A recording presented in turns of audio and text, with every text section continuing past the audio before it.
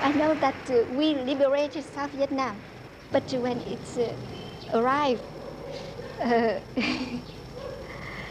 you couldn't believe it. It is I was so happy, and I go all day long, and it seemed that I didn't go with my legs, but with my head.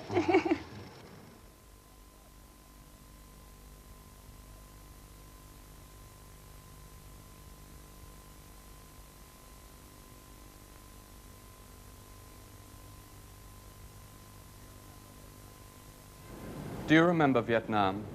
Do you remember all those television pictures of faraway suffering, of reporters shouting over the noise of meaningless battles? Vietnam ran longer than Z cars, and at times had popularity ratings even higher than Kojak. This is Saigon, 1978, now called Ho Chi Minh City. I left Saigon with regret on April the 29th, 1975, on one of the last helicopters on the last day of the longest war this century. The war in this small Asian country occupied much of 10 years of my life, and now I'm back with many memories and emotions and trying to guess what has happened since. What is life like in Vietnam now? The film that follows is one impression. Considering that foreigners are almost extinct here now, the scope of my travels from Hanoi to Saigon has been generous. By my standards, it's been limited. Some nostalgia may creep into this film, but if it does, it will be nostalgia purely and simply for the endurance of the Vietnamese people whom I admire. And in case you've forgotten, let me remind you of what they endured for 30 years. Vietnam was napalm. Napalm was a chemical made especially to stick to human skin and to fry people slowly. In my first innocent days here, I saw napalm dropped. It exploded like huge puffs of blood, and when it had cleared, a child ran screaming and engulfed in flames.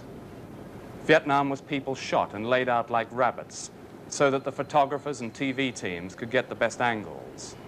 And of course, they are all Viet Cong, even the babies. Vietnam was atrocities you never knew about, of pictures never sent and never published because it was believed that you might be offended. Vietnam was riding on a helicopter with a heap of dead and dying young GIs, and one of them saying just before he died that his mother believed that Vietnam was somewhere near Panama. Vietnam was drug-addicted kids selling jasmine here in the streets of Saigon, and gray-suited men thousands of miles away mouthing relentless platitudes about peace with honor. Above all, Vietnam was a war of rampant technology against people. For me, it was always difficult to walk away from them, but even more difficult to look them in the eyes, and it still is.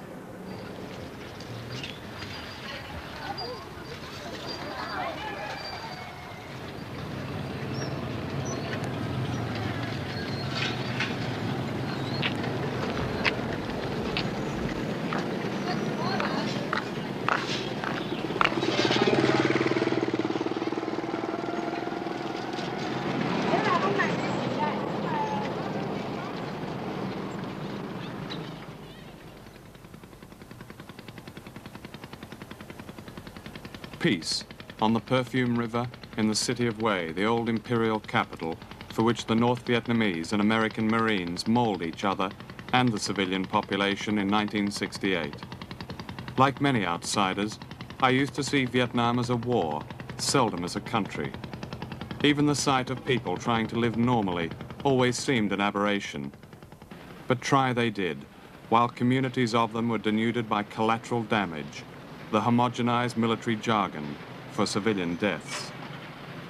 We know that 56,000 Americans died, but how many Vietnamese perished? Was it 2 million or 3 million?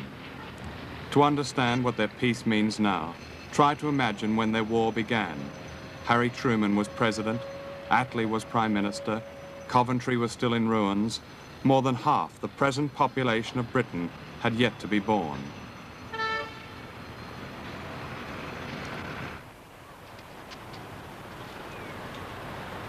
During many visits, I tried to keep track of one Vietnamese family, but pursuing the hurricane of tragedy that roared through their lives was impossible. Of 4 brothers and 3 sisters, none survived. The last to be killed was Kim, a teacher. I remember him listing the names, ages and details of his family's demise like an auctioneer. We feel trapped, he used to say, between the Americans whom we despise and the Northerners whom we fear. The real tragedy of Vietnam is that all our suffering will never earn us a choice. Can I just interrupt and ask, did the Americans know that the Viet Cong were established in tunnels under the ground? Did they know of the existence of this base? Thưa, tôi muốn hỏi là bọn Mỹ nó có biết là lực lượng của chúng ta tập trung ở tại địa đạo ở đây không? Vâng, biết. They know it. Do đó đã This was the largest and most secret Viet Cong base in South Vietnam, at Cu Chi near Saigon. And this man was a leader of the Viet Cong. His military code name was Min No. 4. Beneath us lies a remarkable series of tunnels through which an army of guerrillas crawled from village to village, living their lives in darkness, emerging at night to resupply and to ambush.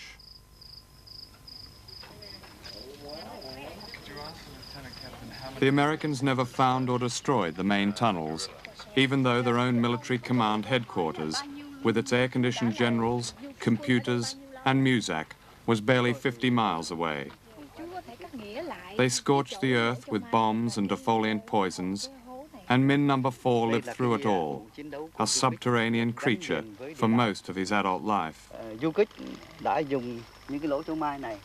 Here, he says, a lone GI stumbled about directly above his tunnel. We had to first trip him up to get the right aim, he says.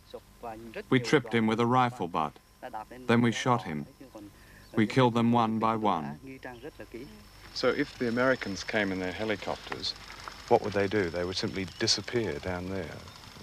Khi mà I ask him? Yes, please. Dạ, khi mà trực thăng của Mỹ đến đó, thì là các đồng chí chúng tôi chui xuống và đậy nắp lại. When the helicopters come, the guerrillas will go under the tunnel and they close the trap. I asked Min No. 4 how he regarded the Americans now. When I got out of the tunnels, he said, the first thing I did was get married, and now I have a child. So I have mellowed, and I feel sorry for the Americans. You see, they never understood. They never imagined losing. You know, they even regarded us as children. Now, we open. 2 of us. Yes.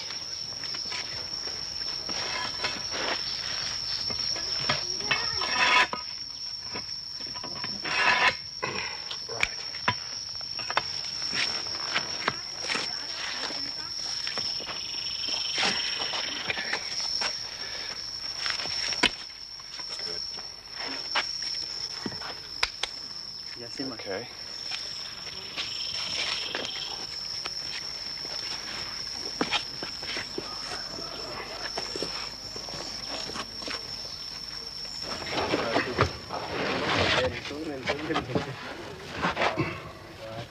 Okay.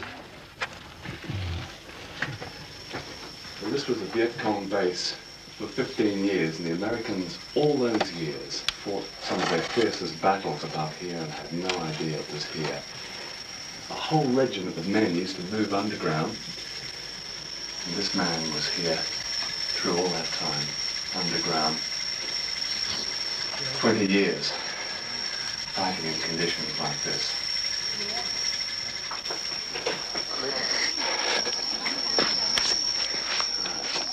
No wonder they won. Like another world under there.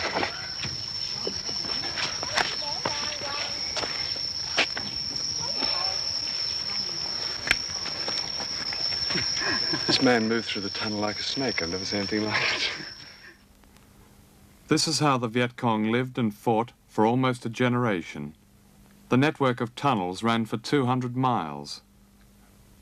Today, the tunnels are inhabited by unique insect mutations created by the tons of poisonous chemicals dumped on the earth above.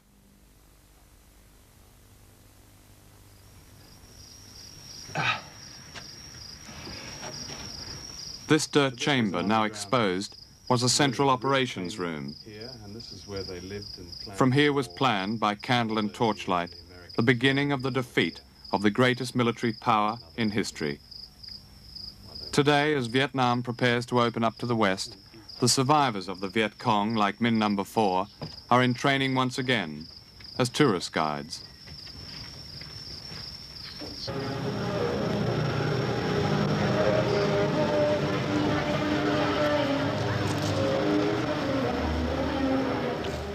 This young woman's name is Tao.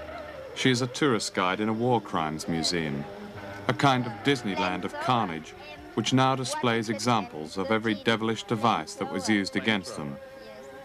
With a typical Vietnamese sense of irony, the display is laid out in what was once the CIA headquarters in Saigon. This 7-ton bomb is called the daisy cutter. The daisy cutter? Yes. And they use first in Vietnam since 1967. And they use this bomb to make landing crowd for helicopters. Yes. The cargo plane C-130 can only carry one bomb because of its weight. And did the daisy cutter break open into many pieces? Yes, this clear trees. Yes. And so the helicopter can land. It just wiped everything out, so the helicopter came Yes. down. And when it explodes, it causes a very high pressure.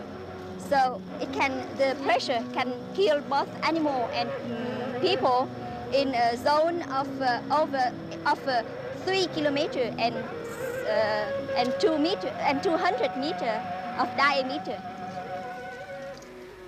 Vietnam was as much a laboratory experiment as a war, a place to test an extraordinary range of weapons with the jargon name of anti-personnel, which means anti-people. There was Napalm B, a concoction which continues to burn through the lifetime of its victims. There were bombs that sucked oxygen from the air, killing every living thing. There was a bomb that sprayed thousands of small plastic needles that were almost impossible to detect, even under X-ray. At this display is a chart showing the tonnage of bombs dropped on Korea on the left, World War II in the middle, and on the right, Vietnam, the greatest aerial bombardment ever.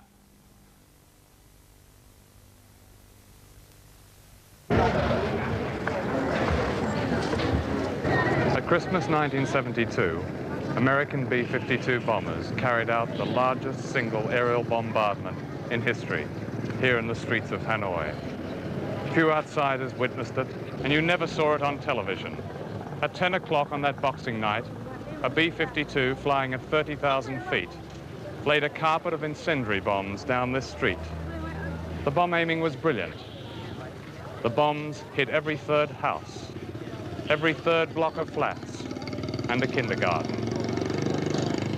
Shortly after that, I came here, and one of the survivors told me we sang as the bombs came down, all of us, very loud. Why? Because in Vietnam, we had to believe that singing was louder than bombs. After that, it was found that some 30,000 children in Hanoi alone had lost their hearing because of the bombing on that Christmas.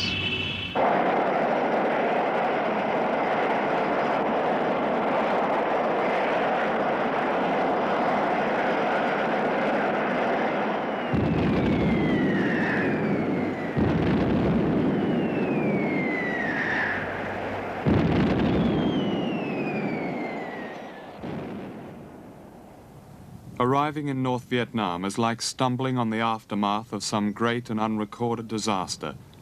Vietnam was the first television war, but only the war in the South was saturated by the media. This was a town called Dong Hoi, where layer upon layer of bombing destroyed even the foundations of houses, hospitals, schools, factories, pagodas and churches. Today it is like a snapshot of a small Hiroshima set in a moonscape of craters. You will not have heard about this town, and you will not have heard of a town called Ham Long, which was bombed more than Dresden, every day for 4 years, from 5 in the morning till 2 in the afternoon.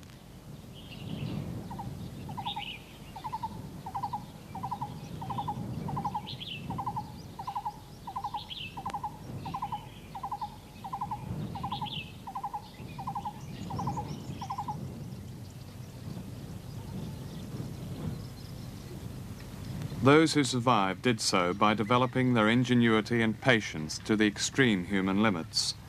One of their secret weapons, since Dien Bien Phu, the venerable bicycle, is now being pressed into the service of reconstruction. Each one is designed to carry half a ton of supplies for up to 500 miles. And when the American bombers had gone, the paddies would come alive with small groups of mostly women and children, who swam pontoons into place to keep the convoys moving south, then dismantled them and hid them before sunrise. All life went underground. Whole factories, schools, hospital wards and operating theatres. The same ingenuity and determination exist today, but I suspect these will not be enough to rebuild their country, and unless Vietnam gets the technology she now craves, irrigation schemes such as this will be all for nothing. To the west is the Ho Chi Minh Trail, a road to victory they called it, though victory is a word not much heard in North Vietnam today, as its memory is chastened by an unexpectedly brutal normality. In the villages from here to the mountains, people are now living on the brink of famine. Rice is being rationed to just 6 pounds per person per month. That's less than even Bangladesh. The reason stems from 2 crop failures and the sudden grafting of the alien economies of the North and South. The Vietnamese reckon that unless 10 million people are moved from the cities back to the countryside, the normality of Vietnam will simply change from one of war to starvation.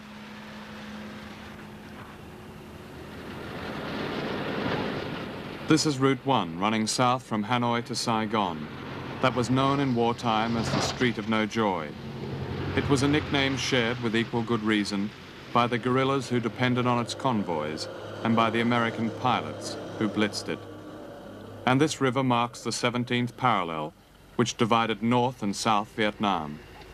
The line was arbitrary and was set by the Geneva Conference on Indochina in 1954, when the then U.S. Secretary of State, John Foster Dulles, the high priest of the Cold War, decreed that communism was to stop here, and his client state in Saigon was to be preserved at all costs.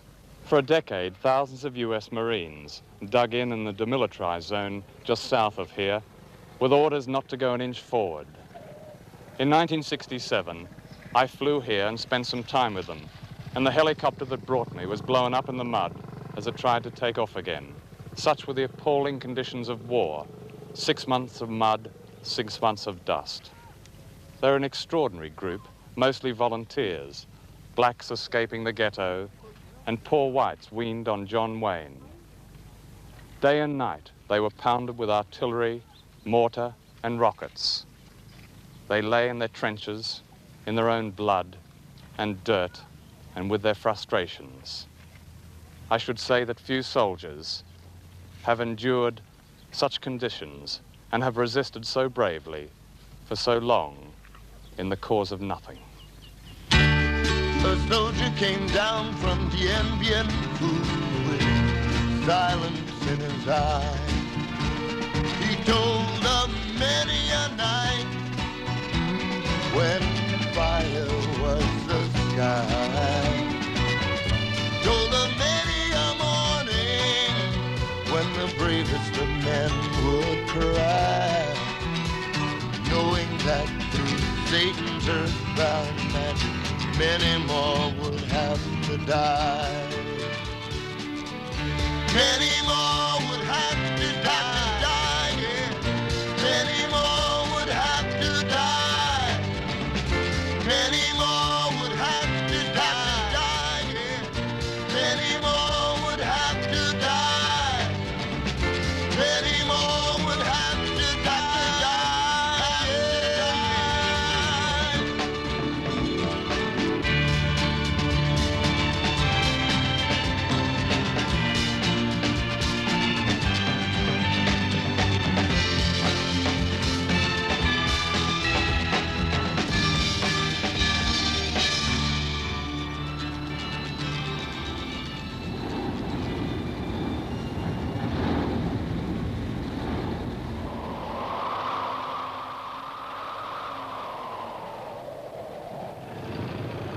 This is Da Nang, a city of survivors, of people forced off their land by the war and into shanties and violence and a great deal of self-hatred.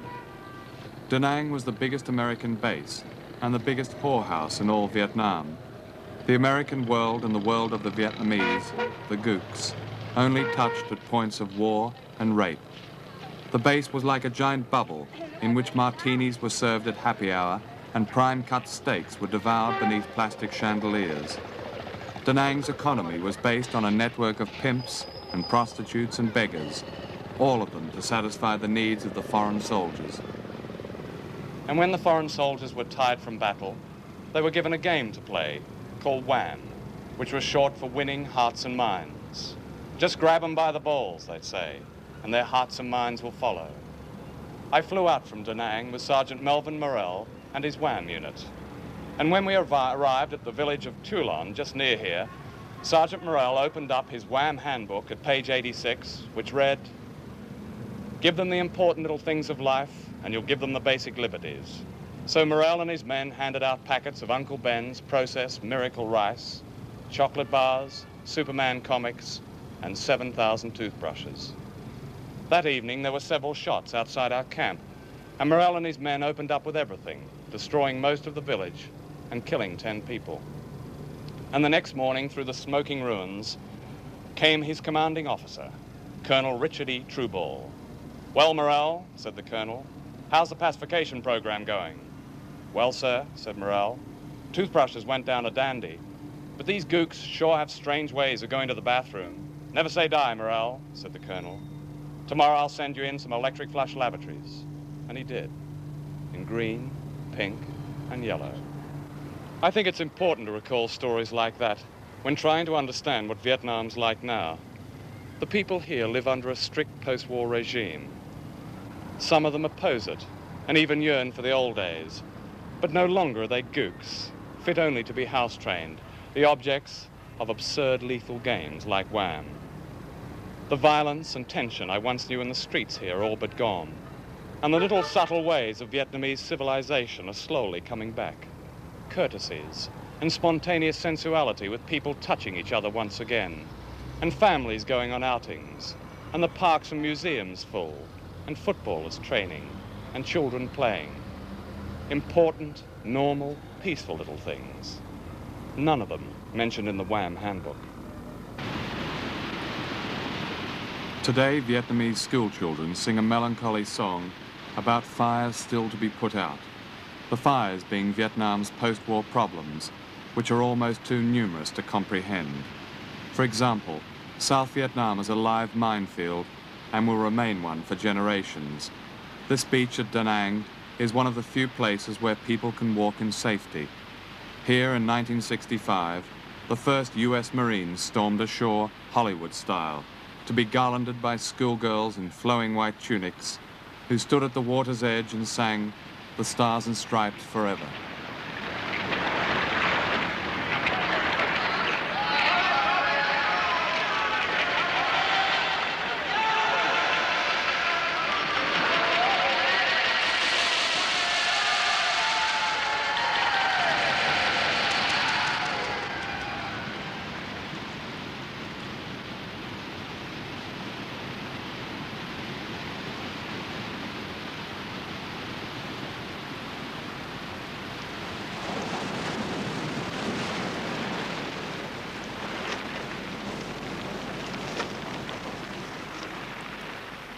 Food is running out fast in the cities. These people have been brought to what is called a new economic zone, to clear and make something of fallow and ravaged land. Nothing in their lives has prepared them for this, and their implements are crude and constant reminders of the recent past. This girl, whose shoulder was crippled by a hand grenade, is drawing water with one of many buckets made from napalm shells.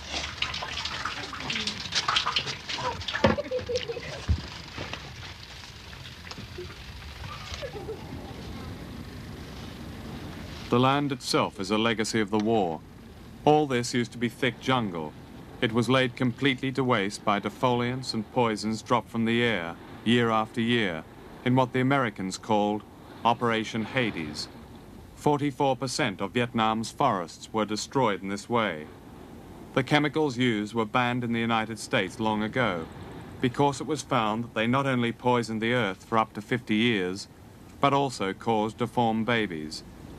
Where there was once forest, there is now the searing heat of a wilderness in which is sown the seeds of human mutations.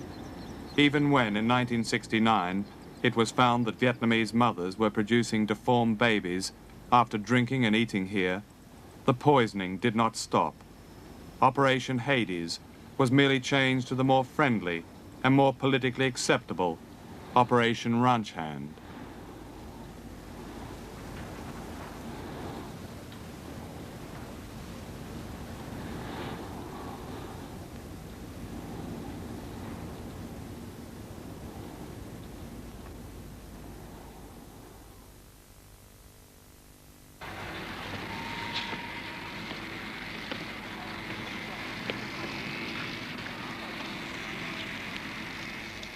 You know, there are so many ironies in the history of Vietnam.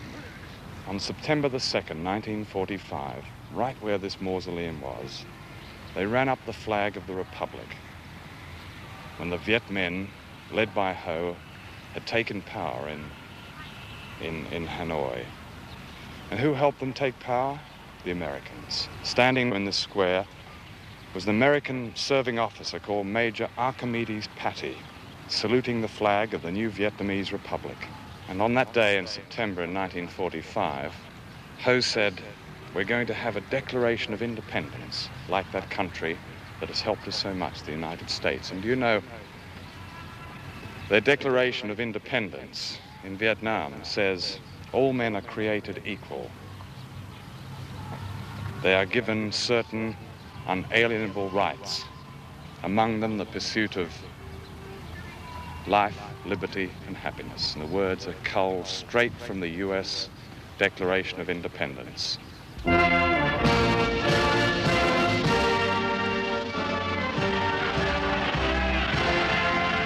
We want nothing for ourselves, only that the people of South Vietnam be allowed to guide their own country in their own way.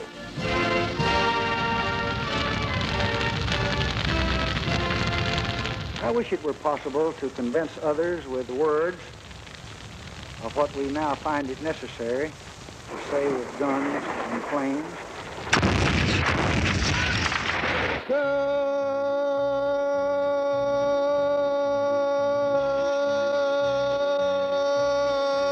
Good morning, Vietnam. Welcome to the Dawn Buster. Let's have some fun. From Saigon, this is the American Forces Vietnam Network. Yesterday, all my troubles seemed so far away. Now it looks as though they're here to stay. Oh, I believe in yesterday. Suddenly, I'm not half the man I used to be. We shall pay any price, bear any burden, meet any hardship, support any friend, oppose any foe to assure the survival and the success of liberty.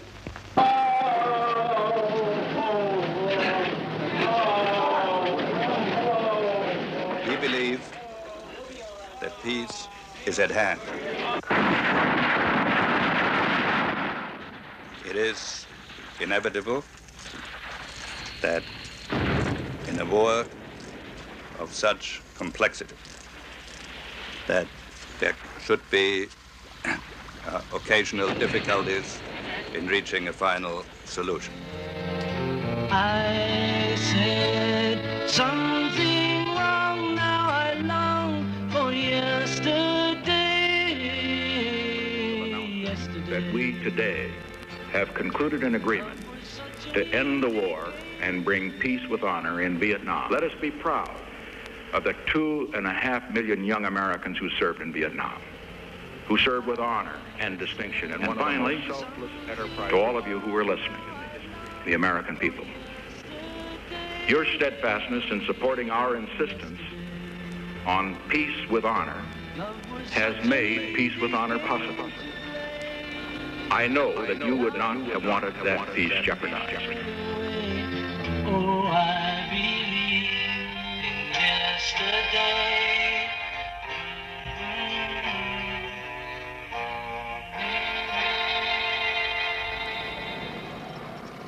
This is Ho Chi Minh City, though at heart it's still Saigon, and it's still in shock. Forlorn street photographers still seem to be waiting for the GIs and their bar girls to come back, and no doubt there's still no film in their cameras. The American tap has been turned off. The greatest consumer society in the world that produced nothing, except about $1,800 millionaires, is like an old whore with a hangover. All the bloodbath propaganda has been proved totally false. I remember one desperate broadcast that implied that even the Virgin Mary was about to leap on a helicopter, but there is no sign that she did. The churches are full, though many of the faithful are no doubt praying for the bad or good old days to come back. Most private businesses have closed. Many of the Chinese who control the black market have gone, panicked as much by Peking's sudden and hysterical interest in its money-grubbing compatriots as by their inevitable destitution. The Continental Palace Hotel, where Graham Greene wrote The Quiet American, maintains its seedy grace. The Vietnamese middle classes have simply been left to wither on the vine.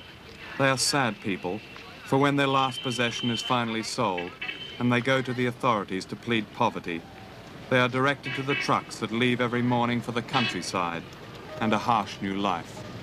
This is the center of Saigon.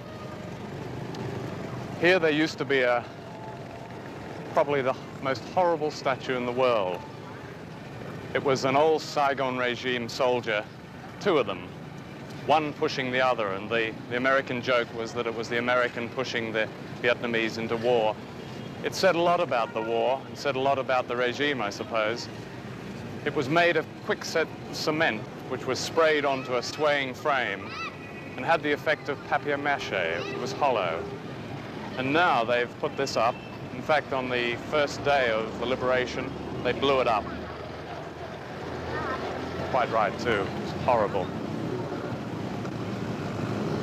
I suppose my first feeling, and I've only been in Saigon a few hours, is what on earth are these people thinking? I mean, in the old days, they wouldn't stare at us. They're so used to us. Kids would beg. Maybe they still do beg, I don't know. But the population has thinned out. But one must be pleased that I haven't yet seen crippled little kids who used to sell jasmine flowers, and veterans of the Saigon army used to come at you like crabs across the pavement with a sawn-off Diet Cola can, hold it out. Please money, please money. The extraordinary thing is to watch the men from Hanoi, the northerners, who are like country boys. They're still obviously in awe at this Sin City. I mean, it's extraordinary. These men have come down from the north, from a completely agricultural communist society, into the most wicked city, if you like, in the east, and the most capitalist society. I mean, they hadn't seen all these Hondas before. They hadn't seen bar girls. The difference between the two cities, I suppose, is the difference between, say, New York and Shrewsbury. And you can tell the northerners, they're tall, rather doe-eyed. The Saigonese are hustlers. Along this street where most of the bars are now closed, most of the tailors, Indians' tailors are all closed. A lot of the bar girls, though, are still around. I can see their little faces popping out from some of these. They go back in quickly enough. I mean, they're so shocked to see what they might construe to be an American coming down that they don't really know what to do. But they're here, and I believe that their services are still for sale, though on a North Vietnamese soldier's salary it'd be very difficult. These are bar girls who have not escaped re-education, although the main reason they are in this rehabilitation centre near Saigon is their drug addiction. This young woman, a former prostitute, is 25 years old. She tells of growing up in a half-lit world of bars, dope, and big American bodies. Once her father came to visit her in Saigon. When he saw me, she said, filthy and with needle scars, he was shocked and he cried. Her father was a Viet Cong and had secretly come out of the jungle to see his family, as the VC sometimes did. She has not seen him since and believes he is dead. As for re-education, she said nervously, I am cured of the old ways. I have accepted Uncle Ho's wisdom. She also said, departing from the script, listen, mister, nothing could be worse for me than what it was.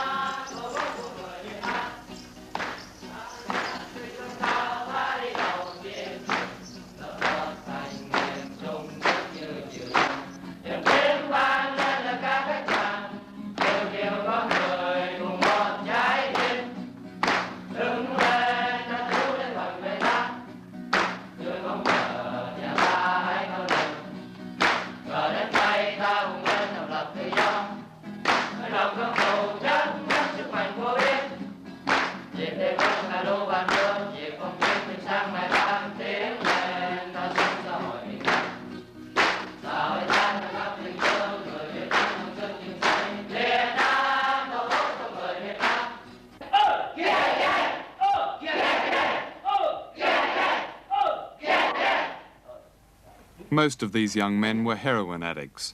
They are street pushers, thieves, students and soldiers of the old South Vietnamese army.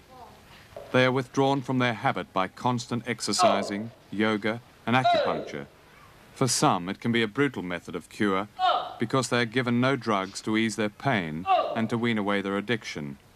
There is perhaps little else the new authorities can do, as there are more than 500,000 addicts amongst the flotsam of the war, including those who took their first opium pipe under the French half a century ago.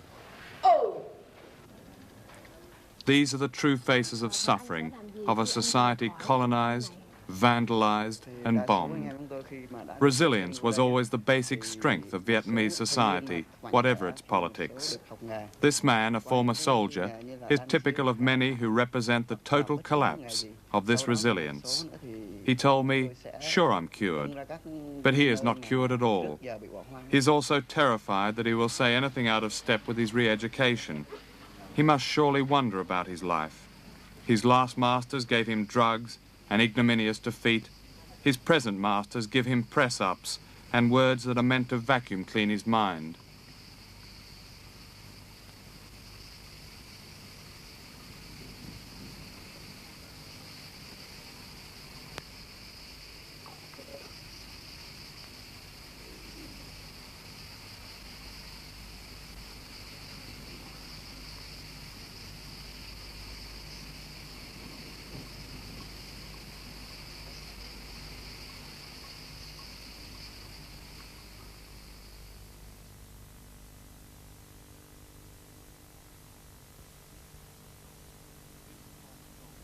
These are former soldiers of the Saigon Army at a remote re-education camp.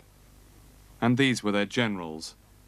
I know of an army doctor whose family has had no news of him for 3 years, and yet his son-in-law has been released from a camp and is working again as an architect. He said there was little brutality, but suicides were not uncommon.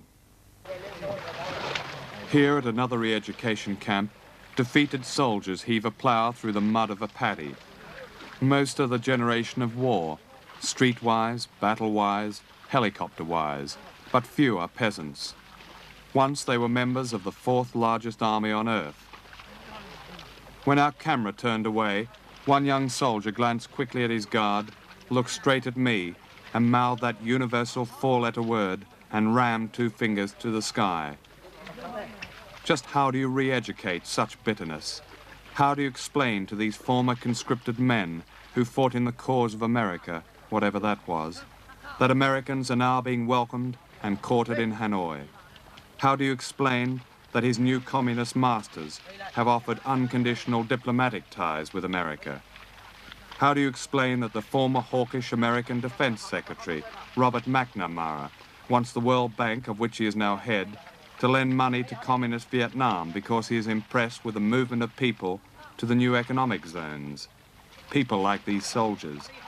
Was it not Mr. McNamara who dreamt up an electrified fence around South Vietnam that would, in his words, sanitize the nation against the disease of communism? Explain all that, and you will explain the game in which these bitter young men were the pawns.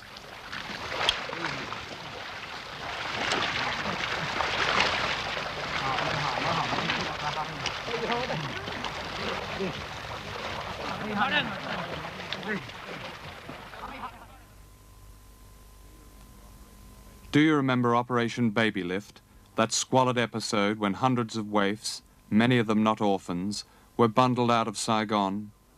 Do you remember this horrific picture? 150 babies died when a so-called Mercy plane crashed on takeoff. The children were taken from Vietnam for dubious charitable motives and to polish the peacemaking image of Richard Nixon's successor. Tập thử ra, bên phải. Bên phải, quay. Sang này đàn chim reo rít, 2, 3. Sang này đàn chim reo rít, dân không được. Those of you who recall the assault on your emotions caused by Operation Baby Lift will be pleased to learn that the thousands of street children, orphans and handicapped kids left behind are receiving a care that has a national priority in the new Vietnam. It is a care that covers equally the small nation fathered by Americans. The mixed children at this Saigon orphanage, the Young Flower School, are totally accepted as Vietnamese. They are taught self-reliance. They have their own vegetable garden, cow, fish pond, and barber shop.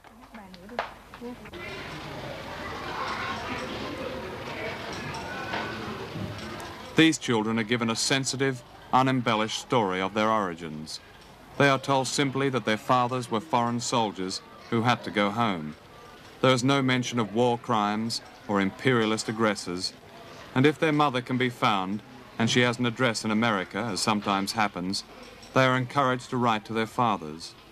The compassion and total absence of rancor embodied in the official approach to bringing up these children of the former enemy is the other side to a regime that indulges its Stalinism in the intellectual barbarities of re-education. For me, it expresses a generosity of spirit that is especially Vietnamese. While I was at this orphanage, the children sang a song that ended with these words: "The war is gone, planes come no more. Do not weep for those just born. The human being is evergreen." Ngay, nghiêm, chào.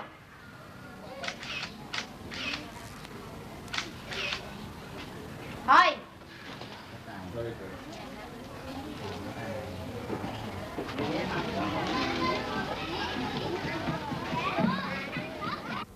Tao, my guide at the War Crimes Museum, was imprisoned in the tiger cages on Con Son Island. She describes what was done to her and how she felt on the day of peace. They put in the tiger cage the prisoners they couldn't submit in other jail. So they put them there to repress them especially. So when the prisoner always object, always protest to go into the tiger cage. So they beat them first. In the tiger cage, with the roof, there is a passage on the ceiling. So from there, they can pour down quicklime or dirty water in cold weather. In hot weather, they pour down quicklime, and the quicklime make the skin burn. And in the tiger cage, they give very little rice to eat, very little water, and they give for each meal small fish, dry fish, very bitter, that prisoner called quinine fish.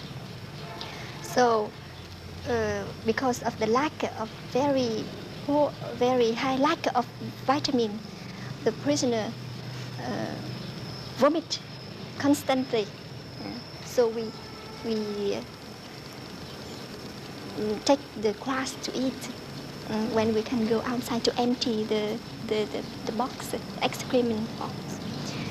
Or we catch the mouse or the small animals to eat, see, to have vitamin to survive. You ate the mice? Yeah. And we struggle. And I think that it is the main force to help us to survive. When I was released, I couldn't walk. I couldn't walk. I was paralyzed. So I was cured in those months. But at the time of the liberation, my legs are still very weak. But I've participated in the liberation. I've planted the flag, the revolutionary flag, first in my quarter. What were your feelings on the day the war ended? Oh, I don't know how to say my feeling. It seemed that I fly. I didn't walk. And I don't know. The happiness makes tears pour down. Outside my hotel here in Saigon, a loudspeaker tells people when to get up and what they should think. In the old days, the same loudspeaker used to issue similar directives, which were dutifully ignored. Words and images have changed. Coca-Cola has come down, Uncle Ho has gone up. The Vietnamese have been liberated from war, but have they been liberated from insidious, old-fashioned repression? Recently, a petition arrived in Hanoi from America, which read like a who's who of those who most vigorously opposed the war. It protested against the denial of human rights for many Vietnamese. People sent to re-education camps and not heard of again, including nationalists who were jailed and tortured under the old Saigon regime in their long struggle for democracy. And what has happened to the Viet Cong, the guerrillas of the South who fought so heroically? Only the flag of Hanoi flies here now, and Northerners hold all the key posts. Re-education camps, loudspeakers, book burning, watchdogs in red armbands everywhere. But balance this against a civilized takeover after 30 years of bitterness, and new hospitals, and orphans being lovingly cared for, and an absence of tension, violence, and war. And as the war recedes in the memories of the first generation at peace, Vietnam will, I believe, liberalize as Yugoslavia has done. After all, the Northerners won, not as Oriental Prussians under the spell of an ideology, but as nationalists with an extraordinary sense of their nation's history. Those strategists who like to drop small nations into this or that camp will be confused by the Vietnamese, whose current, almost desperate efforts to make friends with America have nothing to do with ideology and everything to do with an historic fear of China and of becoming embroiled in the Cold War between China and Russia. It was typical of the Vietnamese that they should take arms from Moscow, but leave the Russians in Hanoi to hear of their victory on the voice of America.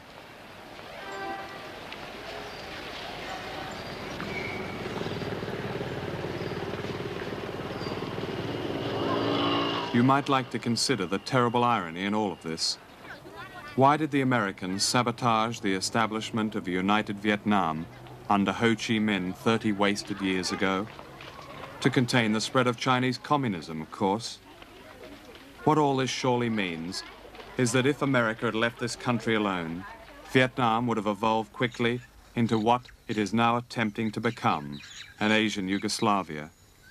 It would have been a country of haunting beauty, without minefields, drug addicts, devastated towns, poisoned earth, and horizons of graves. It would have been a fiercely independent state, on reasonable, self-interested terms with its region and with most of the world. That the American war merely delayed this process, and in the meantime caused the death and maiming of several million people and the destruction of their land, is the saddest truth of my time. I was told a story which says much about these indestructible people of Vietnamese. There was a re-education lecture here in Saigon, and the subject was hatred of the Americans. When the lecture was over, a small old woman stood up and started talking furiously. Yes, she said, I hate the Americans. They're foul, odious, and the proof is that their war left us no choice but to accept the communists. At which the audience broke out laughing and clapping. What can any regime do with independent minds like these? The Vietnamese have many battles yet to win.